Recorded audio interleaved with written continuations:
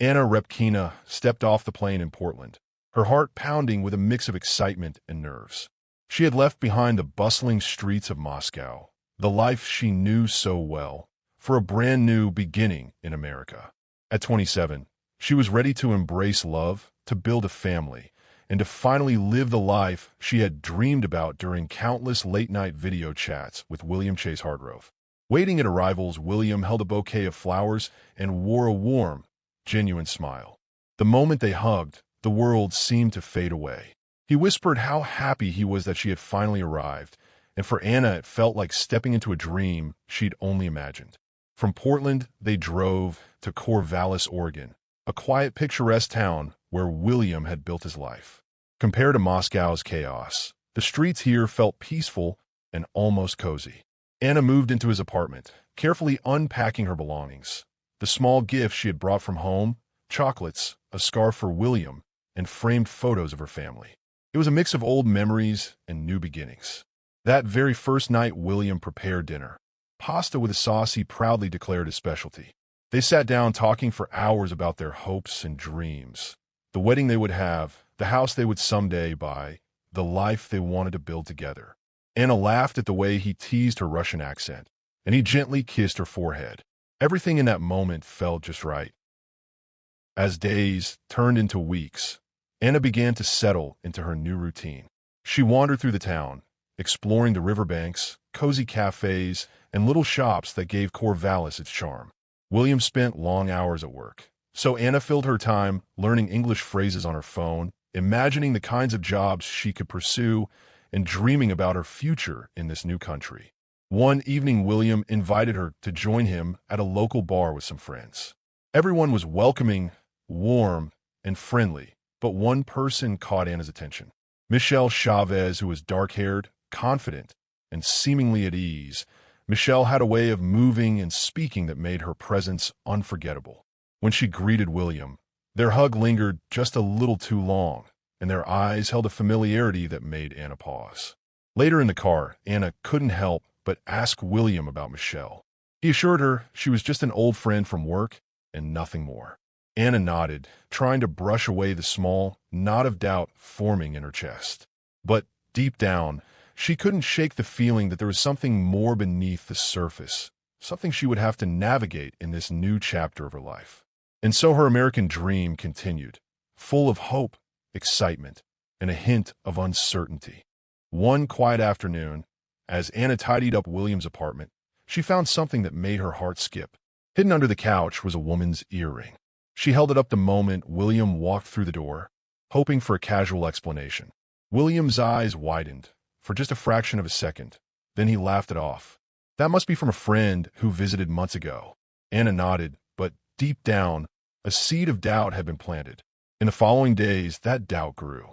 She noticed the little things, the way William's phone buzzed more often than seemed necessary, how he would step outside to take calls, always returning with a smile that didn't quite reach his eyes. Each small detail chipped away at the perfect life she had imagined. She wanted to trust him, and she really did, but her instincts whispered otherwise. One day, Anna decided to surprise him. She spent hours in the kitchen, carefully preparing borscht exactly the way her mother had taught her. The scent of beets and fresh herbs filled the apartment, carrying memories of home. She waited for him to come back early, heart fluttering with excitement.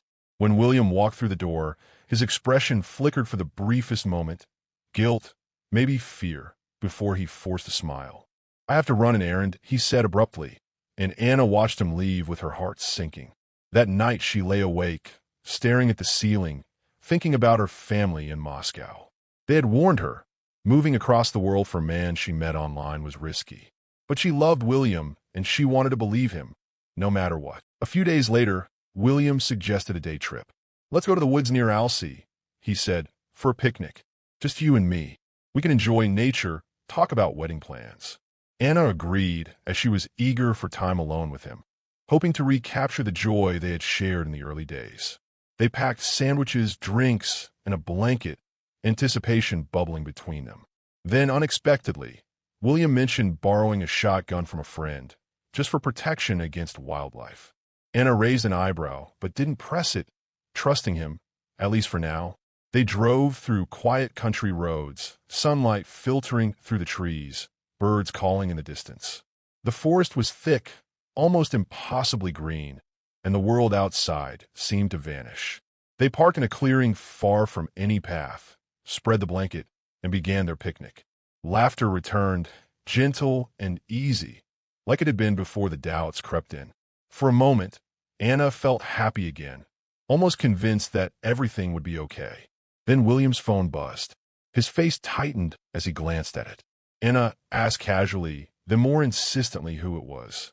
No one, he said, voice clipped, but she could hear the edge in his tone. She pressed gently, telling him she deserved honesty. William stood up, walking a few steps into the forest, and when he turned back his eyes were cold, decided. He finally told her the truth. Michelle wasn't just a friend. They had been together for years. Michelle had given him an ultimatum: choose her or lose everything. Anna felt the ground shift beneath her. The world tilted. She stood there, tears welling, her voice trembling. Why bring me here? Why lie to me? William's words were heavy, almost mechanical. I love both of you, he said, but I have to make a choice. Anna shook her head, the realization cutting deep. She would not stay. She would not compete for a love that wasn't real. I'm leaving, she said, voice breaking. I'm going back to Russia. And without another word, she turned, each step toward the car heavy with heartbreak, leaving behind the life she had come to build and the man she had once loved. William picked up the shotgun, his hands steady, his face eerily calm. I'm sorry, he said, his voice low, almost whispering. This is the only way. Anna froze, her heart hammering in her chest. She stared at him, disbelief and fear colliding. She begged, her voice trembling, we can fix this. I love you. Please, we can figure it out. But William didn't flinch. Slowly and deliberately, he raised the gun. Anna screamed, no, and the shot rang out, a deafening crack that echoed through the still forest. She fell to the ground, blood seeping into the leaves, pooling across her chest. William stood over her, breathing heavily, eyes cold and vacant. And then, as if to silence all doubt, he fired again. Without hesitation, he dragged her body deeper into the woods, leaving her among the fallen leaves and dirt as if erasing her existence. He gathered up the picnic blanket, the food wrappers, the empty drinks, wiping down what he could. Then he walked back to his car and drove away as if nothing had happened. On the way, he stopped at a fast food restaurant, KFC, ordering a meal he ate alone, staring blankly out the window at the passing landscape. Later, back at home, he used Anna's bank card to withdraw cash, paid bills, and even bought a Lego set, a small, strange attempt to calm his nerves. That same day, he texted Michelle. It's done, he typed. Michelle asked, almost casually, are you sure? He replied simply, yes. That evening they met at the bar, acting like nothing had happened. William smiled, ordered drinks, joked with her, but beneath the surface his hands shook slightly, betraying the tension he tried to hide. Days passed, and Anna's family grew worried. Her phone had gone unanswered, messages left without replies. William explained she was out sightseeing, busy exploring the town, keeping the truth hidden behind a facade of normalcy. Then the unthinkable happened. Anna's body was found. Police arrived to investigate, questioning everyone who had been close to her, including William. He stuck to his story. She had gone for a walk alone. He didn't know what happened. But the evidence began to speak for itself. Investigators discovered the KFC receipt in the trash near her body, directly linking him to the scene. His fingerprints were on the gun, his DNA near the crime. Text messages and searches on his phone revealed a chilling obsession. Questions about time travel, about fixing mistakes, about trying to undo what had been done. Piece by piece, the facade crumbled, revealing the horrifying truth. The man she had loved, the life she had left everything for, had been hiding a darkness none could have imagined. William sat alone in the interrogation room, his hands resting on the cold metal table, eyes fixed on the surface as if it could explain what had happened. The detective leaned in, voice calm but firm. Why did you do it? He asked. William's reply was quiet, almost hollow. I didn't mean for it to go that far, he said. I panicked. The detective pressed further, asking about Michelle. William insisted she knew nothing, that she had no part in what had happened. But Michelle spoke. When questioned, she told the police everything about the ultimatum, the choice William had made, the secret he had kept. She explained that she had never asked him to hurt anyone, that Anna's death was not her doing. Her words painted a picture of betrayal, obsession, and a love gone horribly wrong. Months later, the trial began. Prosecutors laid out the case with meticulous detail. The gun found in William's possession, the KFC receipt linking him to the scene, the phone records, the lies he had told, and the chilling searches he had conducted online. William's lawyer tried to cast doubt, suggesting Michelle might have been involved, that William had been protecting her. But the jury saw through the story. They found William guilty of murder. The judge sentenced him to life in prison, with the possibility of parole only after decades had passed. Years slipped by, but the legal battles were far from over. In 2023, Williams' first conviction was overturned. The court found issues with the original search warrant and the way certain evidence had been collected. A new trial began, reopening the wounds for Anna's family and the town that had followed the case so closely. This time, prosecutors presented the same damning evidence: the fingerprints, the DNA, the timeline, and the inconsistencies in William's story.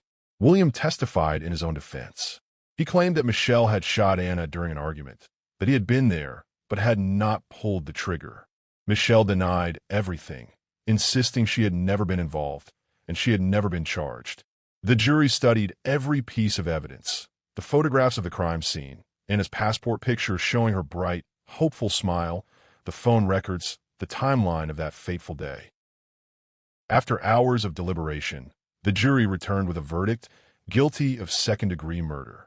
The judge sentenced him to 25 years to life in prison. William sat silently as the words were read, his expression unreadable. Anna's brother spoke in court, his voice steady but heavy with grief. "Justice has come," he said, even if it took time. Michelle moved on with her life, quietly, far from the public eye. The small town of Corvallis gradually returned to its calm routines, though the memory of the case lingered in whispers and uneasy glances. Anna's family in Moscow kept her memory alive, displaying her photograph on the wall, telling stories of her laughter, her dreams, and the hope she carried with her to a new country. The forest near Alcey slowly reclaimed the clearing, the trees and underbrush hiding the spot where everything had ended. Life went on, but the story remained, a chilling reminder of the darkness that can hide behind love, the devastating consequences of secrets, and the choices that can turn dreams into tragedy.